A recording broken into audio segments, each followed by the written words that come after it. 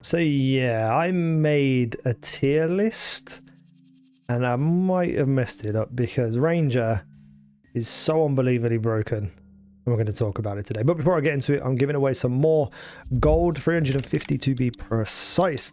So make sure you subscribe to the channel with notifications turned on. Like the video, leave me a comment down below telling me why Ranger is so broken and what else to play, because Ranger's the best, so there really just doesn't seem any point in doing anything else because Ranger's so unbelievably broken because Ranger's stupidly powerful. So let's look at what we have equipped armor wise and equipment wise. First and foremost, the Ruby Charm of the Medic, which gives me 23% chance to gain a charge when you kill an enemy. Always very important to have those charges up and those flasks. My flask isn't the best because I've got grants 50% of life recovery to minions. Don't need that whatsoever. I just have not found a better Grand Life flask yet, but it does have a 17% reduced charges per use. And then over here for the mana one, we have gains 0.5 charges per second, so it just keeps on going back up on its own, which is really good because we're constantly firing poison arrows and lightning arrows, and 43% increased amount recovered, so good healing ability for both mana and health. I just need a slightly better Grand Life flask than the one that I have now. Let's go and look at the gloves. 17 to maximum life and 11% to fire resistance. For some reason, I cannot find any rare gloves at all. I just cannot find them, and it's really starting to annoy me. Then we have a Dire Bind Rawhide belt, 23% increased life recovery from flask. So again, pretty much one flask will get all my health back. Plus 18 to maximum life, 5% increased flask life recovery rate, which is great too. 6% to fire resistance, 5% increased charm charges, 10% reduced charm charges used, 1 to 4 physical thorns damage. So not entirely the best roll to have, but it's the best that I've had so far. I really do need to change both of these. I need things that are just more geared towards Ranger than anything else. Then we have some boots over here. We have 8% increased armor and energy shield, which is fantastic. Plus 15 to maximum life, plus 24 to maximum mana, 8% of rarity of items found, plus 11 to intelligence, 1.5 life regeneration per second, plus 13 to stun threshold. I don't particularly need intelligence, but everything else rolled on this is pretty fantastic. Then we have a chest piece over here, plus 38 to armor, 30% increased armor, 52 to maximum life, 14% to fire resistance, 2.8 life regeneration per second. For one of the rings I have, plus 30 to maximum mana, plus 12, and 6% cold resistance. The other one is plus 12 to maximum life, 8 to dexterity, and 1 to 4 physical damage to attacks. Then we have an amulet of 3.6 life regeneration per second, 16% evasion rate, 10 to strength. The 10 to strength is fantastic on that. It's the only reason why I've kept it for so long. But honestly, all of these, the 2 rings, the belts, and the gloves are pretty bad. I need better stuff. But you'll see how stupidly, ridiculously overpowered I still am. And there's our helmet. 13% increased evasion and energy shield, plus 18 to maximum life, plus 8 to max mana, increased rarity of items found by 11%, 2.5 life regeneration per second. Now let's look at the bow. So 29% chance to chain an additional time, which is fantastic. 83% increased physical damage, 100 to accuracy rating, 1.29% to critical hit chance, gain 5 mana per enemy killed, and 5% increased light radius. So that physical damage, the accuracy rating, the chances to chain, and the critical hit chance are unbelievable. The mana also pretty cool, but I've got other ways of getting mana back, so this is by far the best bar I've had so far. And let's look at the quiver. Adds 1 to 3 physical damage to attacks, add 1 to 11 lightning damage to attacks, 13% increased critical damage bonus for attack damage. So all in all, my weapons fantastic. My armors are a bit hit and miss, but you'll see how ridiculously powerful I am. So for the skills, we use our bow shot, and our bow shot has envenom. So supported skills have a 60% chance to poison on hit. Now we're looking for poison in general most of the time due to our passive skills. So this is just an extra thing to try and get poison while also doing damage. I never run out of mana, so I never truly ever have to use bow shot at all. It does, fire a little bit quicker. So sometimes I just end up using bow shot, but it's very, very rare. Lightning arrow is what I use for AoE attacks to multiple enemies. So it converts 40% physical damage to lightning damage, cannot chain. It essentially chains. Beam targeting radius is 2.4 meters, fires beams at up to 2 additional enemies near the target. So basically you just spam this and take out a whole bunch of enemies. I don't have any gems attached to it because I think 2 of the gems basically reduce the damage and the other one isn't that great, so I just keep it as it is. Then we have the escape shot. Leap backwards and fire an arrow with chill or freeze. Converts 100% of physical damage to cold damage. 0.7 seconds to total attack time. 300% more freeze buildup.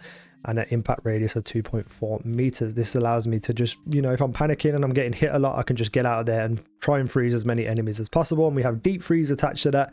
Supported skills have 50% increased freeze duration on enemies. So if I do freeze them, they stay there longer. This I used to use as I was leveling up all the time. It was my bread and butter.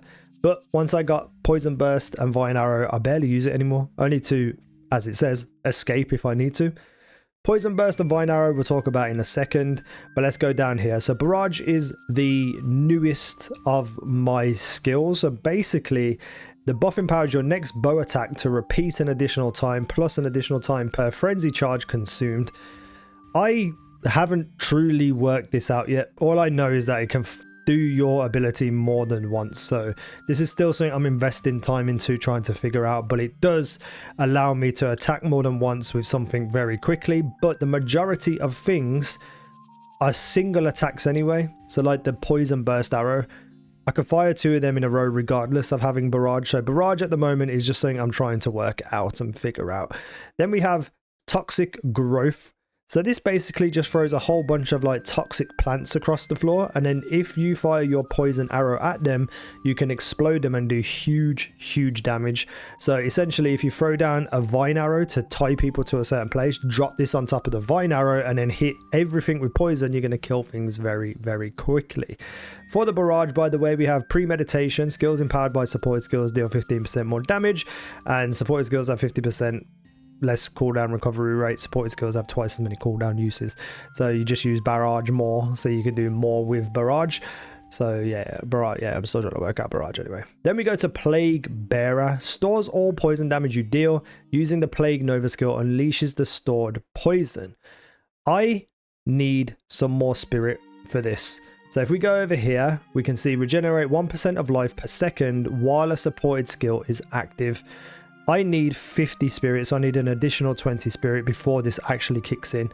And then whenever I'm using poison attacks, I will create a buff for myself. Once that buff reaches 100%, I can activate Plague Nova and attack people. However, if I don't ever attack people with Plague Nova, I will regenerate 1% of life per second.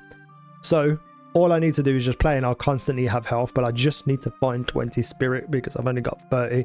I cannot wait to get that. So Vine Arrow and Poison Burst Arrow. So Vine Arrow is an exceptional move. It basically just drops a plant on the floor and anything within its range, tentacles will come out and attach to those people and do damage over time. You can attach poison to those and it will do more damage, so everything will just burn down quickly. We have Corrosion applied to this. So poison applied by supported skills also breaks armor equals 80% of poison damage dealt. So anything with armor, this is going to just tear through them. We also have Magnified Effect. Supported skills have a 40% more area of effect. This is so that I can attach more people to one single plant and do more damage over time to a bigger group of people. When they're trapped in this Vine Arrow, I either use my Lightning Arrow to take them down or my Poison Burst Arrow because I want to attach poison to as many things as possible. And then we have with the Poison Burst Arrow, which is basically just you fire a poison arrow, it hits them, it bursts, and everything around gets poison attached to them. We have Comorbidity.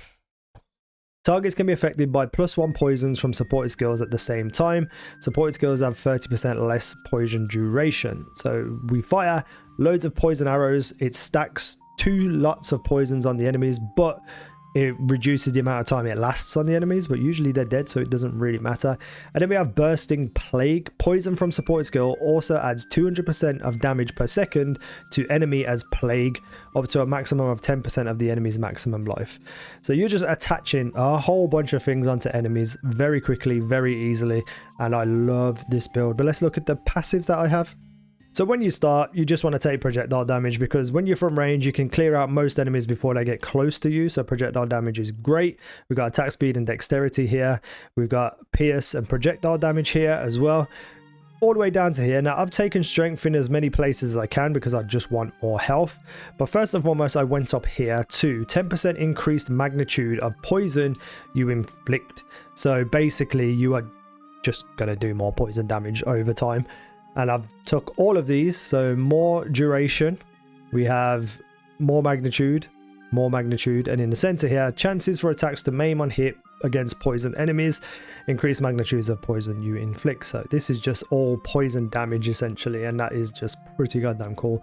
Then we went down here. I had to take some dexterity so I could equip something, and then we're going to go for the quiver effect. 10% increased bonuses gained from equipped quiver, 10% increased bonuses.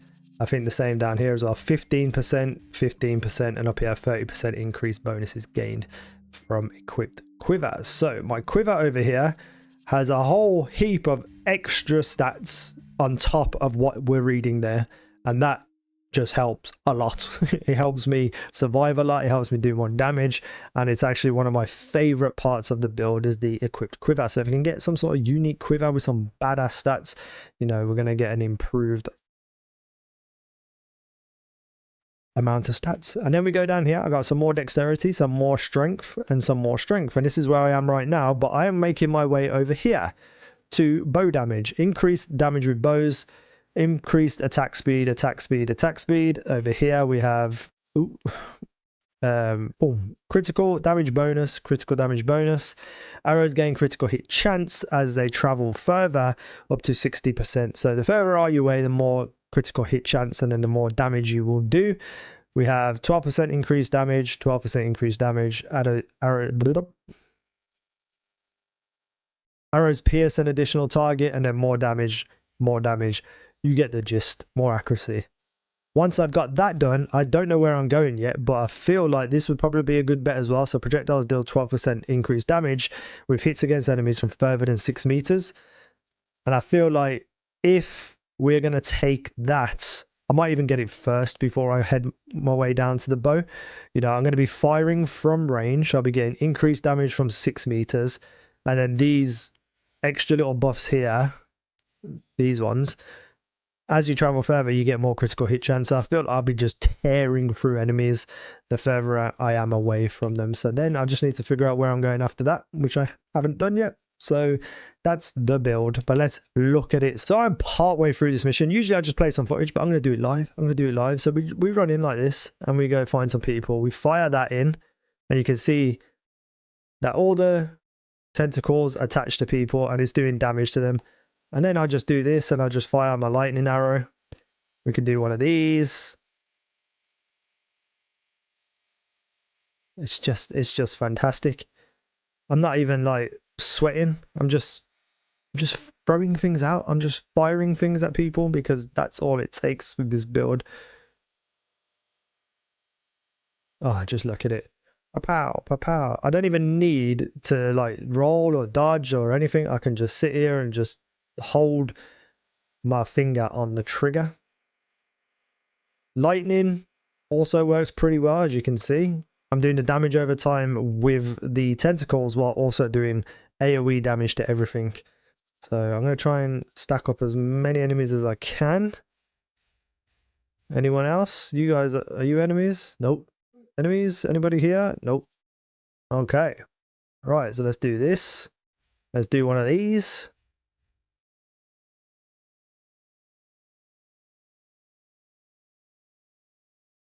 Ow.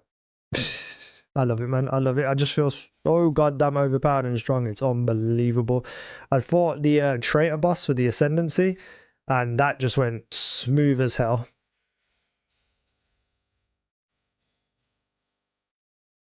Even when I'm getting my health low, all it took was me just splash damaging and killing a whole bunch of enemies, and I get all my health back. I just love it. I just love it. Ranger is so broken and overpowered. It's unbelievable. The only one thing that I will say that I dislike about it is the vine flower that you fire, the vine arrow.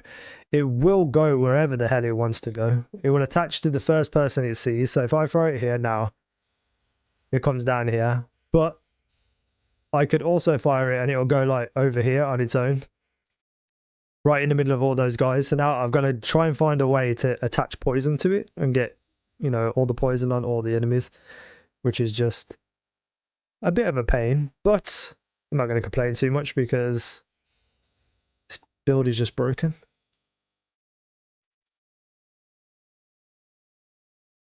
Oh boy, hey, Grand Life Flask.